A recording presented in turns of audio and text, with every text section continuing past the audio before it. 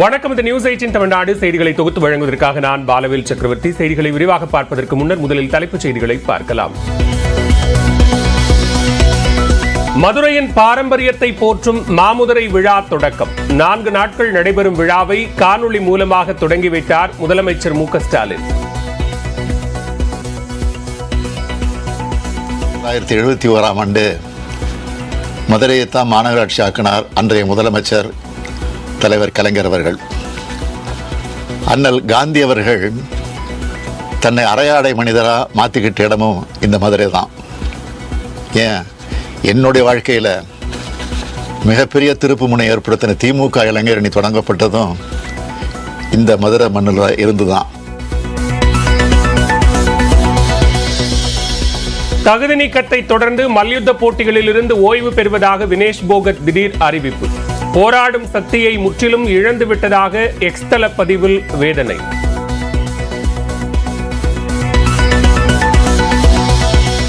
தகுதி நீக்கத்தை எதிர்த்து சர்வதேச விளையாட்டு தீர்ப்பாயத்தில் வினேஷ் போகத் முறையீடு. வெள்ளிப்பதக்கம் வழங்க கோரிய மனு மீது இன்று தீர்ப்பு.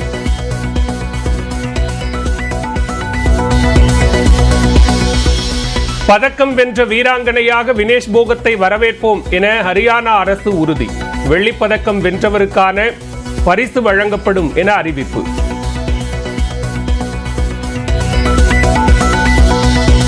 வங்கிகளுக்கான குறுகிய கால கடனுக்கான ரெப்போ வட்டி விகிதத்தில் மாற்றமில்லை. 6.50 விழுக்காடாக தொடரும் என ரிசர்வ் வங்கி ஆளுநர் சக்தி காந்ததாஸ் தகவல். பொள்ளாச்சி அருகே ஆழியாறு அணை நிரம்பியது. 11 மதகுகள் வழியாக 1400 கனஅடி நீர் வெளியேற்றத்தால் ஆற்றங்கரையோர பகுதிகளுக்கு வெள்ள எச்சரிக்கை.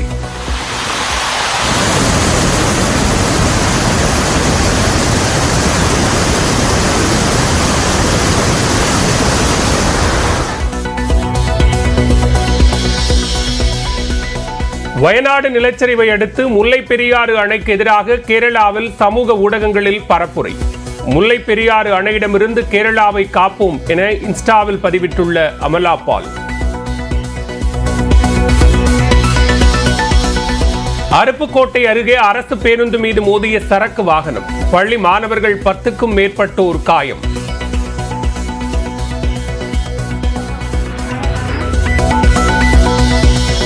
சென்னையில் ஆன்லைன் ரம்மியில் 15 லட்சம் ரூபாயை இழந்த சாப்ட்வேர் நிறுவன மேலாளர். தனது இறுதி நாள் என மகனுக்கு குறுஞ்செய்தி அனுப்பிவிட்டு தூக்கிட்டு தற்கொலை.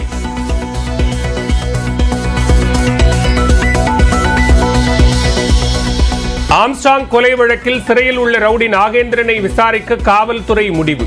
மகன் அஸ்வத்தாமனுடன் சதித்திட்டம் தீட்டி இருக்கலாம் என சந்தேகம். செந்தில் பாலாஜி மீது அமலாக்கத்துறை தொடர்ந்த வழக்கில் இன்று குற்றச்சாட்டு பதிவு. நேரிலோ அல்லது காணொலி வாயிலாகவோ ஆஜர்படுத்த சென்னை முதன்மை அமர்வு நீதிமன்றம் உத்தரவு.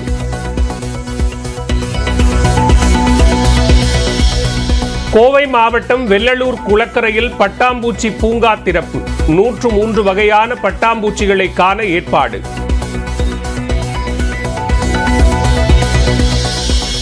கோடியக்கரை அருகே மீன்பிடித்துக் கொண்டிருந்த நாகை மீனவர்கள் 4 பேர் மீது இலங்கை கடற்கொள்ளையர்கள் தாக்குதல். GPS, செல்போன், மீன் மற்றும் மீன்பிடி வலைகளையும் பறித்துச் சென்று அட்டூழியம். காவிரி ஆற்றில் நீர்வரத்து குறைந்ததால் 24 நாட்களுக்கு பிறகு ஒகேனக்கலில் பரிசல் இயக்க அனுமதி. அருவியில் உள்ள குப்பைகளை அகற்றிய பின்னர் குளிக்க அனுமதி வழங்கப்படும் என ஆட்சியர் அறிவிப்பு.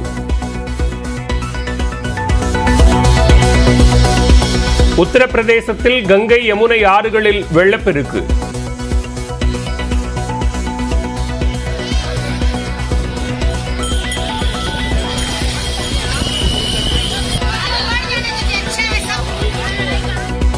தாழ்வான பகுதிகளில் உள்ள வீடுகளுக்குள் நீர் புகுந்தது.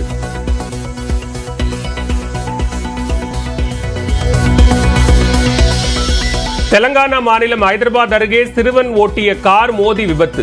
2 இருசக்கர வாகனங்கள் சேதமடைந்த நிலையில் சைக்கிளில் வந்த சிறுவன் தப்பினான்.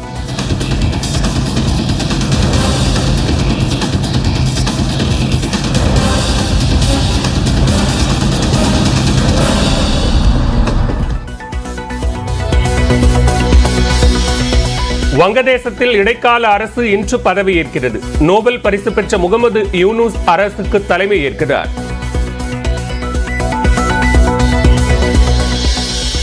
வன்முறையால் பாதிக்கப்பட்ட வங்கதேசத்தில் ஏடிஎம்களில் பணத்தட்டுப்பாடு. உரிய பாதுகாப்பு கிடைக்காததால் பணத்தை அனுப்ப தயங்கும் வங்கி கிளைகள்.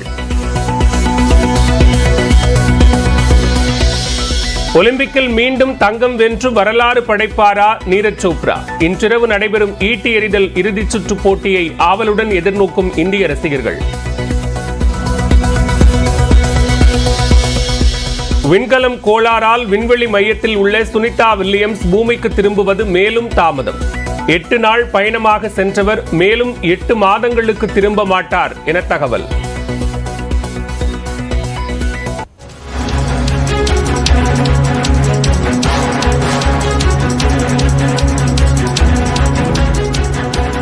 தற்போதைய அண்மை செய்தியை பார்த்துக் கொண்டிருக்கிறோம். நடிகர் விஜயின் தமிழக வெற்றிக் கழகத்தின் முதல் மாநில மாநாடு திருச்சி பொன்மலை ஜி கார்னரில் நடைபெற உள்ளதாக தகவல் வெளியாக இருக்கிறது. இத்தொடர்பான கூடுதல் விவரங்களோடு இணைகிறார் செய்தியாளர் விஜயகோபால். விஜயகோபால், விவரங்களை பதிவு செய்யலாம். பாலவேல், நடிகர் விஜயுடைய அரசியல் இயக்கமான தமிழக வெற்றிக் கழகத்தின் முதல் அரசியல் மாநாடு எங்கு நடைபெறும் என்பது ஒரு மிகப்பெரிய கேள்விக்குறியாக இருக்கிறது.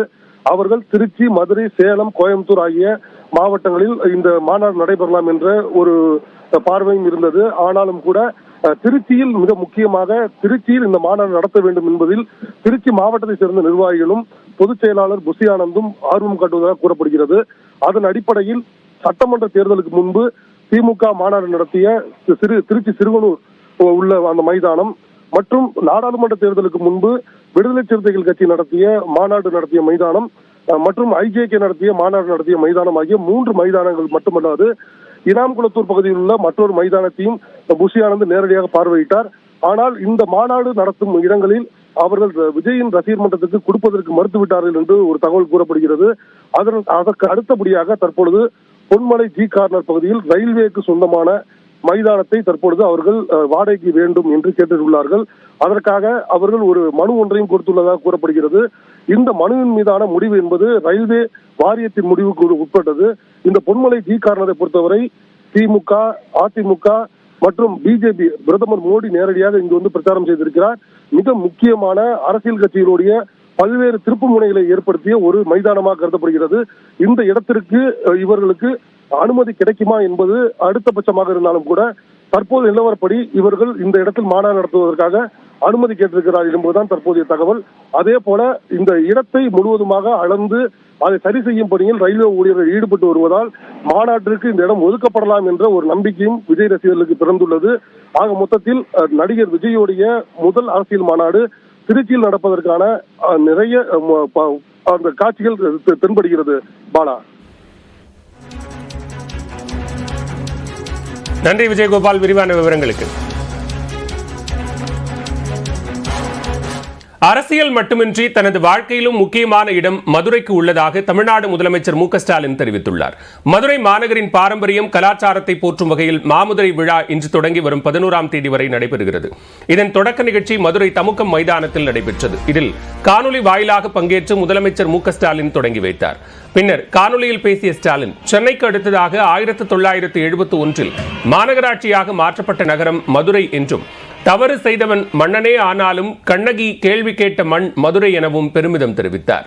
சிலப்பதிகாரத்தில் வரும் இந்திர விழா போன்று மாமதுரை விழா கொண்டாடப்பட்டு வருவதாக கூறிய முதலமைச்சர், பொழுதுபோக்கு விழாவாக இல்லாமல் பண்பாட்டு விழாவாக நடத்துவது பெருமிதம் தருவதாக தெரிவித்தார். 1971ஆம் ஆண்டு மதுரையைத்தான் மாநகராட்சி ஆக்கினார் அன்றைய முதலமைச்சர் தலைவர் கலைஞர் அவர்கள்.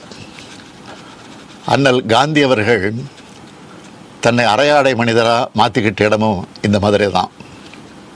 ஏன், என்னுடைய வாழ்க்கையில் மிகப்பெரிய திருப்பு முனை ஏற்படுத்தின திமுக இளைஞரணி தொடங்கப்பட்டதும் இந்த மதுரை மண்ணில் இருந்து தான்.